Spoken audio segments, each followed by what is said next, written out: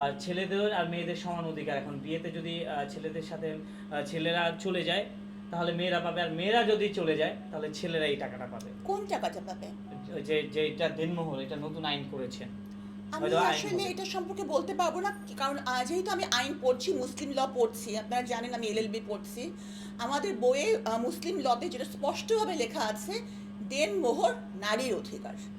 হ্যাঁ, দেনমোহর নারীর অধিকার, পুরুষ এই জিনিসটা পাবে এরকম কথা কোথাও বলা নেই। তো এই প্রসঙ্গে আমি এর চেয়ে অধিক কিছু বলতে পারবো না। আমি যেটা বইয়ে পড়েছি এতটুকুই বলতে পারবো। এটা পুরুষকেই দিতে হবে, কিন্তু এবং এটা ডিভোর্সের সময় দিতে হবে তা না, এটা কিন্তু আগে দিতে হবে। আপনি হ্যাঁ, যেহেতু বললেন, এখনকার অনেক মেয়েরাই কিন্তু আছেন যে টাকার জন্য কিন্তু বিয়ে করেন, 2 দিন পরে ছেড়ে চলে যান। এটা আসলে তাহলে কি হবে? আসলে শুধুমাত্র টাকার জন্য কোনো মেয়ে বিয়ে করে, এই জিনিসটা আমি ঠিক বিশ্বাস করতে পারছি না। কারণ হচ্ছে যে টাকার জন্য কেন সে বিয়ে করবে? আর একটা মানুষ যখন, যেমন আমি যখন বিয়ে করতে যাব, তখন ছেলেরা যেমন বিয়ে করতে যখন যাবে, তখন তাদের কিছু ডিজায়ার থাকে, মানে তার ওয়াইফ কেমন হবে। যেমন কেউ ভাবতে পারে যে আমার ওয়াইফটা শিক্ষিত হোক, আমার ওয়াইফটা মেধাবী হোক, আমার ওয়াইফ পরহেজগার হোক, পর্দানসীন হোক। কেউ চাইতে পারে যে আমার ওয়াইফ সুন্দরী হোক। হ্যাঁ, এরকম চাইতে পারে। সেরকম মেয়েরাও তো কিছু চাইতে পারে। কোনো মেয়ে যদি চায় যে তার হাজব্যান্ড ধনী হোক, মানে এটা কি অন্যায়? একটা মেয়ের জন্য কি এটা অপরাধ? আমি চাইতেই পারি যে, যেমন আমি নিজেও চাই যে আমার হাজব্যান্ড ধনী হোক। কারণ হচ্ছে যে আমার সাবরিনার স্টেটাসটাকে মেনটেন করতে পারতে হবে। তো এটা চাওয়াটা কি অপরাধ? অপরাধ তো না। আর হচ্ছে যে শুধুমাত্র এই টাকাটা পাওয়ার জন্য বিয়ে করে চলে যাচ্ছে, এরকম ঘটনা হয়তো কালে ভদ্রে দেখা যায়, কিন্তু এক্সেপশনস ক্যানট বি এক্সাম্পলস। ঠিক আছে? এটা একটা ঘটনা দিয়ে কখনো একটা মেয়েকে বিচার করা ঠিক হবে না, না। এখন অনেক ঘটনাই ঘটছে এটা আসলে। তা কেউ যদি, হ্যাঁ, এটা যদি কেউ প্রতারণার মাধ্যম হিসেবে গ্রহণ করে যে আমি বিয়ে করব, ছাড়বো, আবার করব। আর পুরুষরাই বা এমন কেন যে জেনে শুনে বারবার তাকে গ্রহণ করবে? তাও তো হওয়ার কথা না। পুরুষরা কি বোকা নাকি? তারা মেয়েদের চেয়ে 10 গুণ চালাক। আপনার মতন সুন্দরী থাকলে তাদের কিন্তু পড়বে। না, ছেলেরা বিয়ে করার সময় হচ্ছে সুন্দরী চায়, তারপর চায় যে তাদের বউটা শিক্ষিত হোক, আবার সেই শিক্ষিত বউ ঘরে সারাক্ষণ বাসন মাজা করুক, তারপরে মানে সবার পরিবারের সবার সেবা করুক, গাড়িটা ড্রাইভ করুক। মানে ছেলেরা একদম পুরো ফুল প্যাকেজ চায়। হ্যাঁ, ছেলেদের চাওয়ার কোনো শেষই নাই। আহ, মেয়েদের আম- চাওয়ার শেষ কোথায়? মেয়েরা সাধারণত একটা লাভিং অ্যান্ড কেয়ারিং হাজব্যান্ড চায়। হ্যাঁ, যে তাকে ভালোবাসুক, তার জন্য কেয়ার করুক। হ্যাঁ, তো এক একটা মেয়ে তার জীবনে জীবন সঙ্গীর একটা চেহারা তার মনের মধ্যে এঁকে রাখে। এখন কেউ যদি চায় যে আমার হাজব্যান্ডটা খুব পার্সোনালিটি সম্পন্ন হবে, বা এরকম বিসিএস ক্যাডার হবে, বা কেউ যদি ভাবে যে আমার হাজব্যান্ড হবে, ধনী হবে, তাহলে সেই চাওয়াটা আমি অন্যায় বলে মনে করি না। যার যেটা প্রায়োরিটি সে অনুযায়ী সে বিয়ে করবে।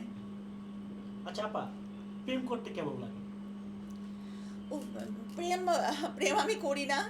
আর হচ্ছে যে প্রেম জিনিসটাই, মানে প্রেমের আমি গুষ্টি কিলাই। প্রেম জিনিসটাই একটা প্যারা।